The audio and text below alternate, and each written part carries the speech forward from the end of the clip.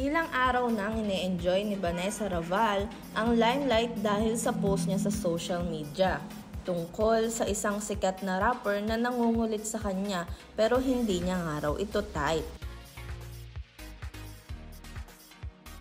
Nagulat nga ang mga netizens kamakailan na scripted ang paglantad ni Vanessa Raval, pati na ang mga pinagsasabi niya para nga lang daw pagtakpan ang chikang buntis ang kapatid niyang actress na si AJ Rabal.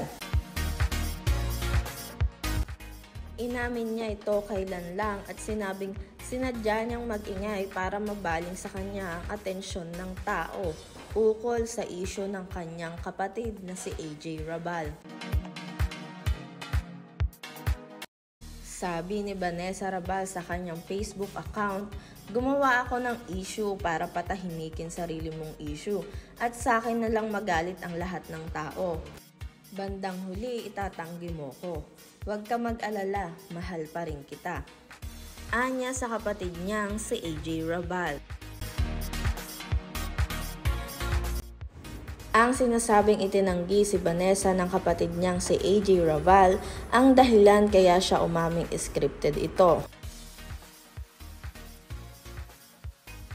Base kasi sa post ni AJ Rabal sa kanyang Facebook account, I am speaking on behalf of my family whose name is being dragged regarding the circulating issue involving Vanessa.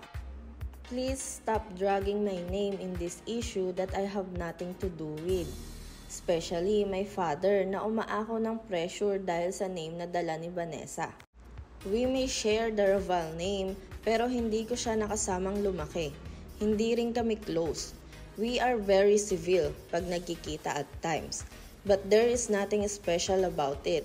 Dahil mas close ako sa mga kapatid ko sa nakalakihan kong mother.